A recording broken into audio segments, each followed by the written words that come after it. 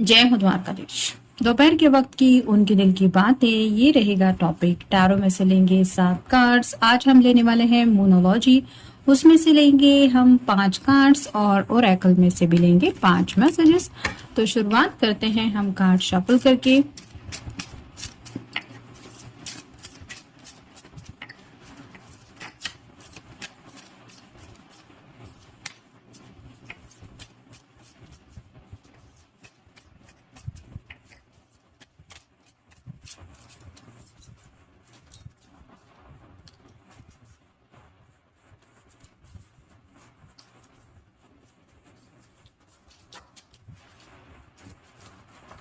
अब देखेंगे टैरो के कार्ड्स।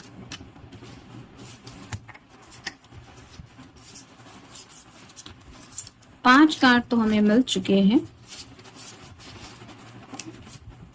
और ये हो गए 7 कार्ड। अब बारी है मोनोलॉजी की।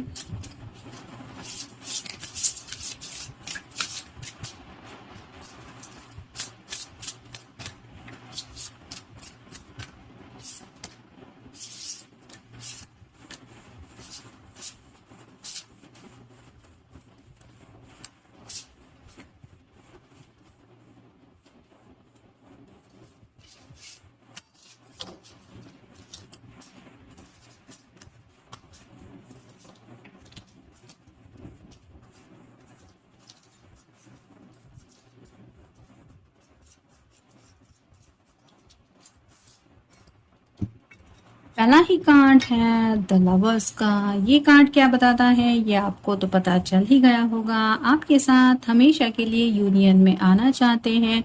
जैसे ये दोनों एक दूसरे के सामने हैं, वैसे ही आपके साथ एक नई शुरुआत करना चाहते हैं जिंदगी की। और जैसे ये एंजल है विटनेस इन दोनों के प्यार का, वैसे ही सबको साक्षी मान के इस रिश्ते में जुड़ना चाहते हैं। यानी कि आपके साथ जो रोमांटिक कनेक्शन है उसको कुछ नाम देना चाहते हैं। ऑब्वियसली शादी ब्याह को लेके कुछ सोच रहे, क्योंकि यहाँ पे विटनेस जैसा कोई पर्सन है। जैसे कोर्ट में भी रजिस्टर मैरिज भी होती है तो भी विटनेसेस होते हैं, वैसे ही इनके दिलो दिमाग में कुछ बातें चल रही है। सेक्सुअल थॉट्स है, लेकिन आपके साथ जिंदगी बितानी है। और राइट नाउ जैसे ही इन दोनों के बीच में छोटा सा सेपरेशन चल रहा है, ये स्पेसेस दिखाई दे रहे हैं, इन स्पेसेस को मिटाने के बारे में सोच रहे हैं। फिर है द एम्प्रेस, जिनके लिए भी आप ये रीडिंग देख रहे हैं। मेल फीमेल जो भी पर्सन है वो आपके तरफ काफी ज्यादा अट्रैक्टेड फील करते हैं।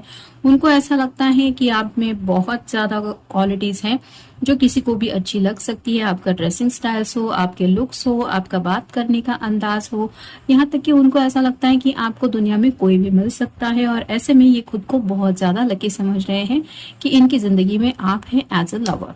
नेक्स्ट है 8 of cups, water sign Cancer, Scorpio या फिर पाइसेस। जैसे इस पर्सन का ये ड्रेस का कलर जो है वो रेड कलर है, जो रिप्रेजेंट करता है काफी ज्यादा रोमांटिक कनेक्शन को। लेकिन ये जो कब से इनसे ये दूर जा रहा है, क्योंकि आपके बिना इन्हें एक काफी ज्यादा सैडनेस महसूस हो रहा है। यहाँ पे भी चांद आप देख सकते हैं, जो भी देखेगा इस चांद को वो समझ जाएगा कि ये चांद भी सैड है। वैसे ही शायद ये पर्सन काफी ज्यादा आपको मिस करते रहते हैं, स्पेसिफिकली रात के वक्त। और शायद इनको अब हर रोज का इस तरह से आपको मिस करते रहना बहुत ज्यादा डिस्टर्ब करने लगा है, जिसकी वजह से शायद ये हमेशा के लिए आपसे जुड़ना चाहते हैं। फिर है 5 of cups, water sign Cancer, Scorpio या फिर पाइसेस। 3 कप छलक चुके हैं, यहाँ भी अभी भी 2 ऑफ कप की एनर्जी है।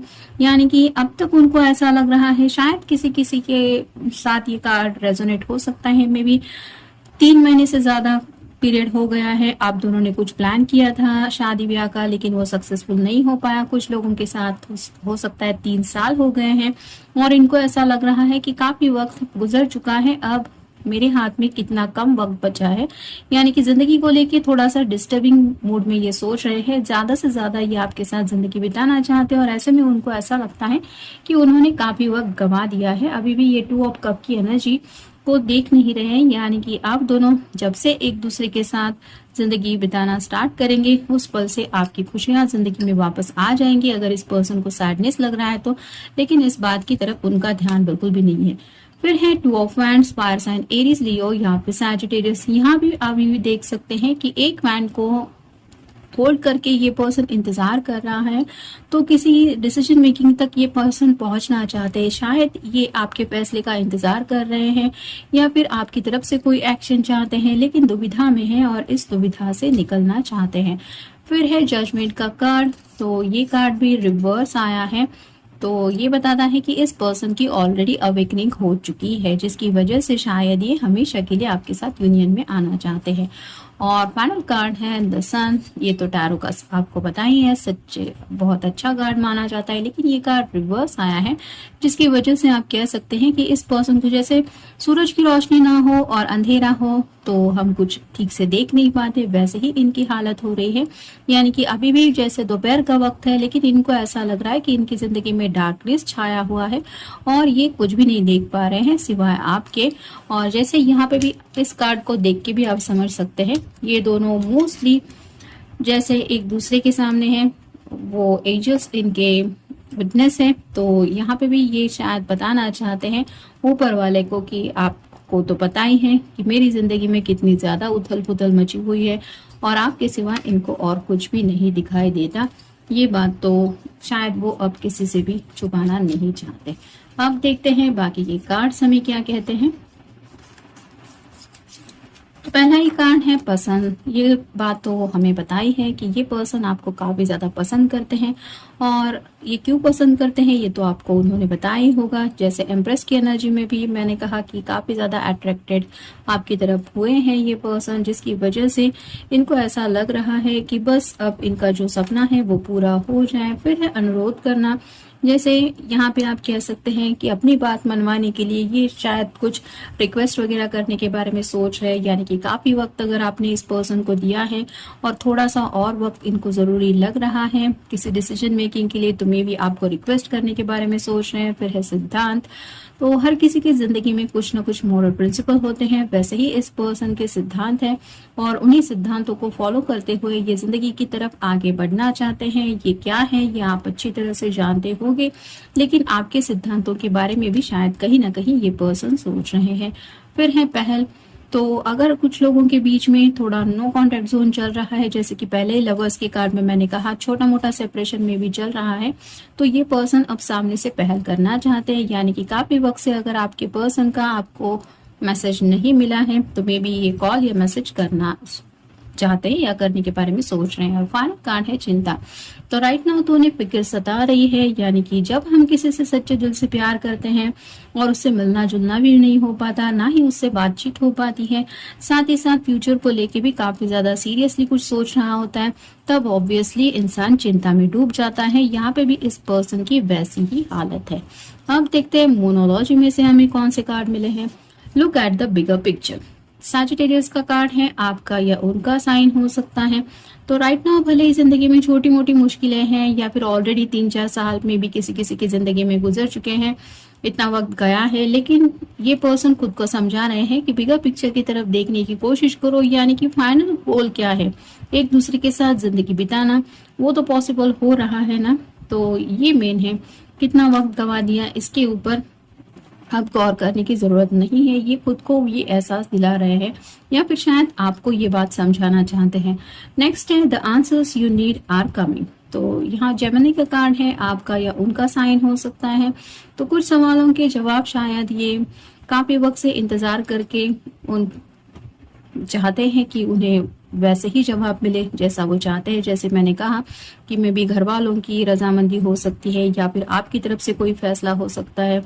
तो उनको ऐसा लग रहा है कि जो बातें वो चाहते हैं, जो सवालों के जवाब वो चाहते हैं, वो बातें जरूर पॉजिटिव वे में उनकी तरफ आ रही है। और ऐसा शायद उनका एक सिक्स सेंस में भी उनको कह रहा है, या फिर ये आपको बताना चाहते हैं कि मैं तुम्हें बहुत जल्द जवाब दे दूंगा कि फाइनली हम डिसीजन कब लेने वाले हैं। फिर है you are very close to achieving your goals. यहाँ पे भी मून की एनर्जी ज्यादा है, जो रिप्रेजेंट करती है कि ये पर्सन दिल से बहुत ज्यादा सोच रहे हैं और उनको ये आपको भरोसा देना चाहते हैं कि बहुत जल्द आप दोनों जिस गोल तक पहुंचना चाहते हैं उस गोल तक ये आपको जरूर पहुंचा के, मतलब वहां तक पहुंचेंगे लेकिन आपको साथ में लेके। फिर है यू आर गुड इनफ। वर्गो का कार्ड है, आपका या उनका साइन हो सकता है। तो उन्हें पता है कि भले ही दुनिया रास्ते में कितनी भी मुश्किलें क्यों ना डाल दे, अगर आप उनके साथ हैं तो ये कोई भी मुश्किल पार कर सकते हैं, क्योंकि ये भरोसा है उन्हें आपके प्यार के ऊपर। जैसा कि पहला ही कार्ड हमें मिला है, तो प्यार की एनर्जी में जब भी कोई एक दूसरे के बारे में सोचता है तो इतना तो भरोसा एक दूसरे के ऊपर होता ही है कि हम हर मुश्किलों का सामना मिलके कर लेंगे। और वैसा ही इनको लग रहा है कि चाहे जितनी भी रुकावटें क्यों ना आए जिंदगी में, आप उनका साथ नहीं छोड़ने वाले। और फाइनल कार्ड है your dreams need a practical plan. Taurus का कार्ड है, आपका या उनका साइन हो सकता है। तो जो सपने हैं उनको साकार करना है, लेकिन उनको कहीं ना कहीं ऐसा लग रहा है कि थोड़ा सा प्रैक्टिकल प्लान के ऊपर कुछ डिस्कशन करना जरूरी है। यानी कि शादी ब्याह के बाद रहना कहाँ है, कैसे सब मैनेज करना है, या फिर अगर किसी का जॉब प्लेसमेंट का कुछ प्रॉब्लम आ रहा है, कुछ लोकेशन का वगैरह है, तो कैसे सब मैनेज करेंगे। या फिर शादी को अगर रियलिटी में बदलना है तो कैसे शादी करनी है, धूमधाम से करनी है, कोर्ट मैरिज करनी है, या कैसे सिंप्लिसिटी से करनी है। हर एक बात के लिए पैसों के इम्पोर्टेंस तो होते ही है जिंदगी में इंसान के।